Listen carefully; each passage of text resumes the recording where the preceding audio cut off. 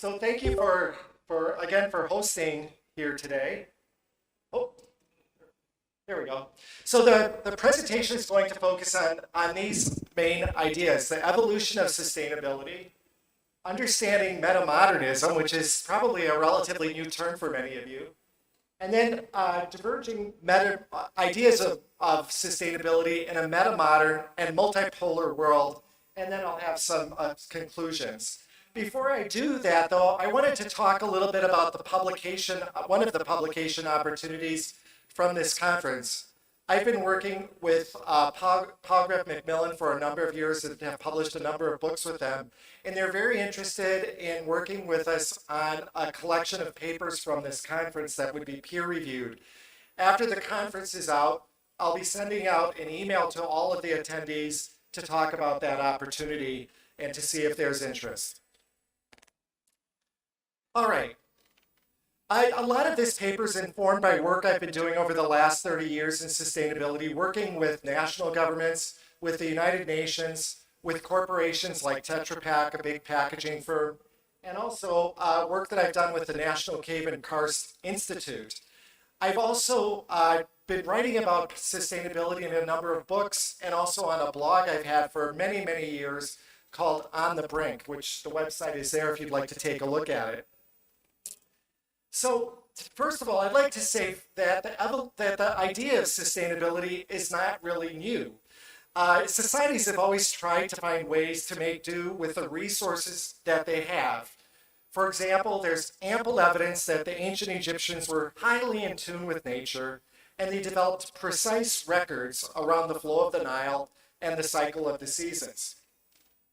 While there's evidence of prehistoric environmental decline of megafauna and important ecosystems, there's also examples of efforts to try to live in harmony with nature. For example, this fish weir, built by Native Americans in Wisconsin in North America, provided a food source without significantly disrupting local ecosystems. There were certainly cultural norms that evolved throughout history that protected local ecosystems and environments to ensure ecological protection for future generations. Eventually, though, we codified many issues around sustainability and legal systems and government services. For example, the government might be responsible, as it was in Rome, to bring clean water into communities, or the government might set rules around air pollution, as was done in Victorian England. Or the government might start to do an annual census, as was done in 1961 here in Indonesia. Of course, most of these rules and regulation focus on local or national environmental or social challenges. It wasn't until the middle of the 20th century that we began to see that our environment and social challenges were not limited by our domestic boundaries. Whole regions of the world could impact other regions of the world in negative ways.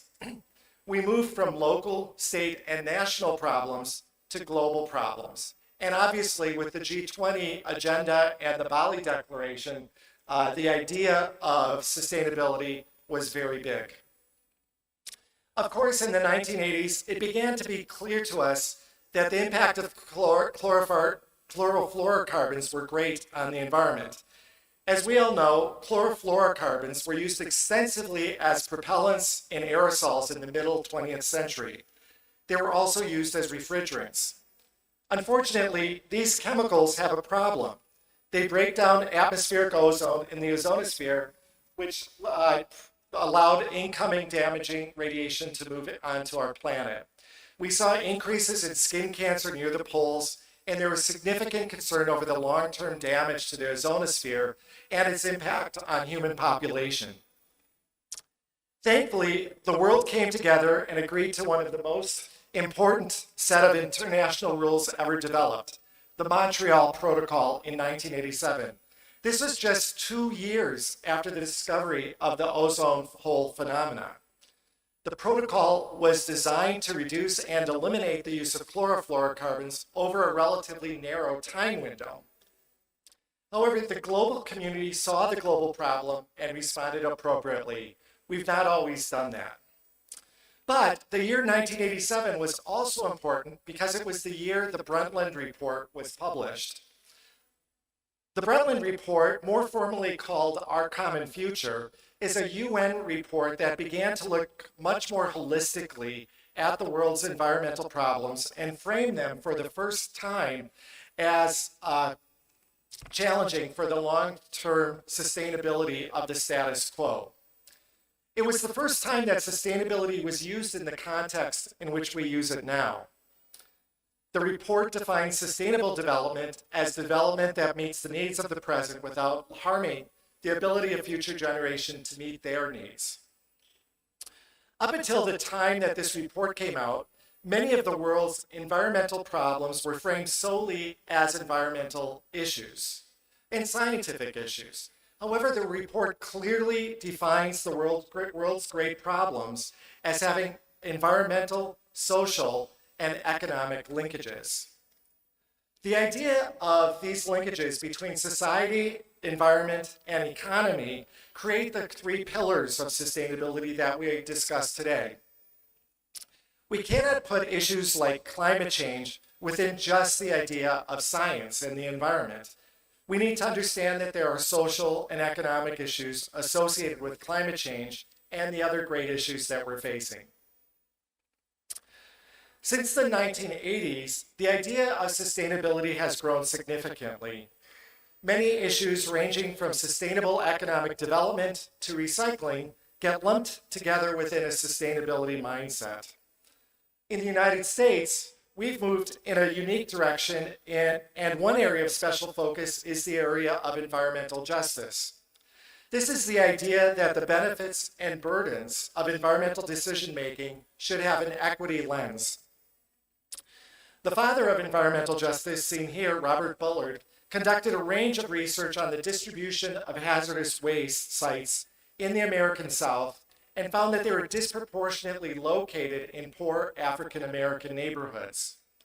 This work led to a range of other important research on environmental justice in the United States that included studies of lead and oil industries, and which continues today with research on water issues in Flint, Michigan. Certainly, the United States is not alone at looking at environmental justice issues. A range of environmental equity issues can be found in all corners of the world. Plus, there's growing concern over equity associated with globalization and the post-colonial realignment of economic and political powers. Before moving on to the metamodern nature of sustainability, it's worth also noting that one of the big contributions of sustainability to the global world is the idea of benchmarking and verification. We like to measure things in the sustainability field, and we have developed a range of initiatives that assess how we do our work and how we compare to others. At the grandest level, we have the Millennium Development Goals, or MDGs, which assess sustainability within dozens of attributes, ranging from things like water quality to education. Using the goals, we can compare one country to another and even use them to set priorities for particular institutions.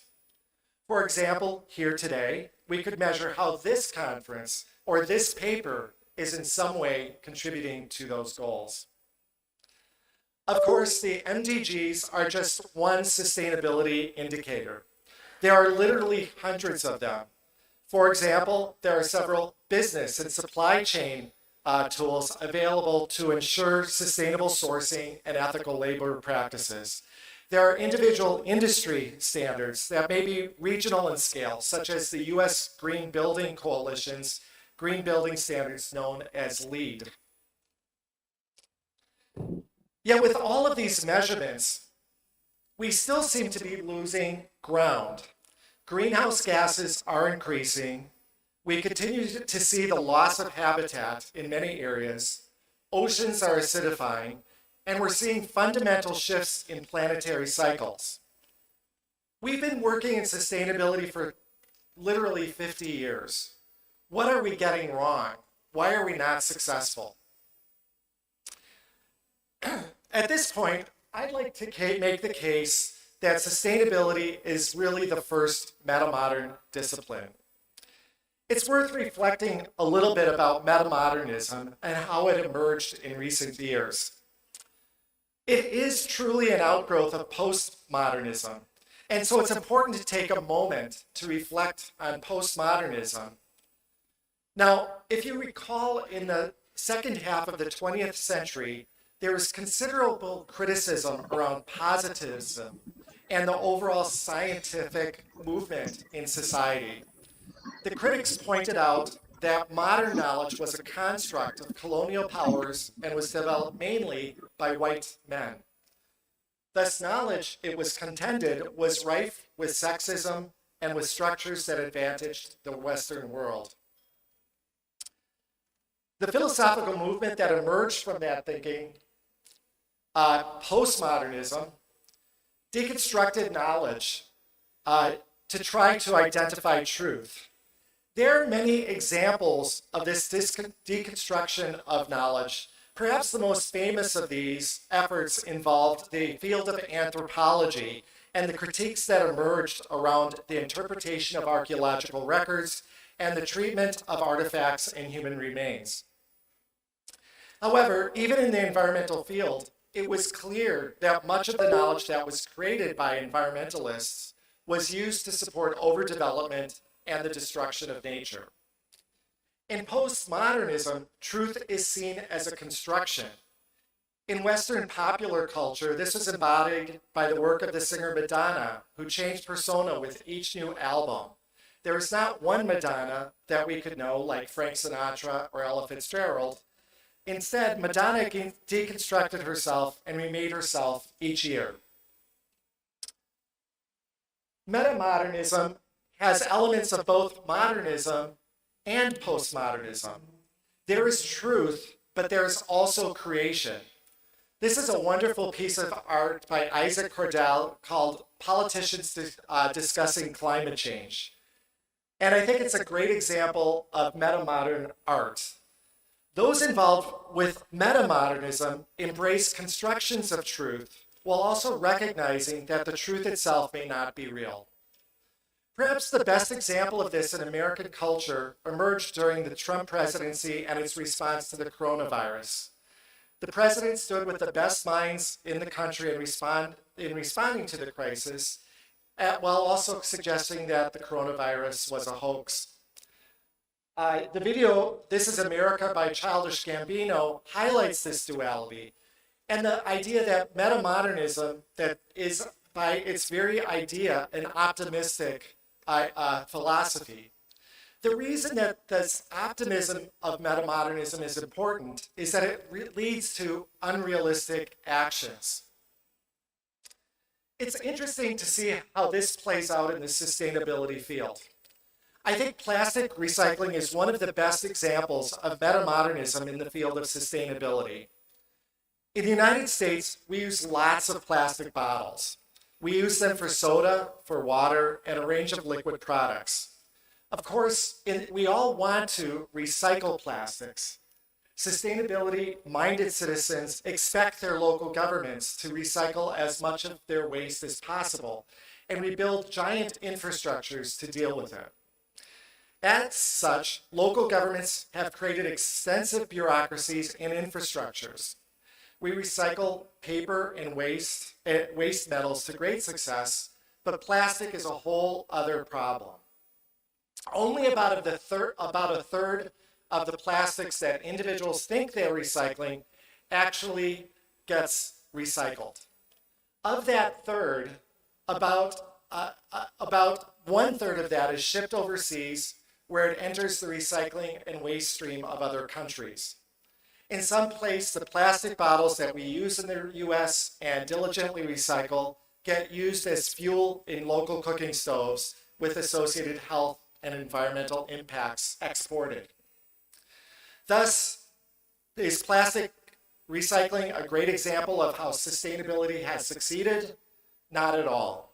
The vast majority of plastic bottles in the US enters the waste stream. Only a small amount gets recycled locally. If it's not a success, why do Americans still do it? It's metamodernism.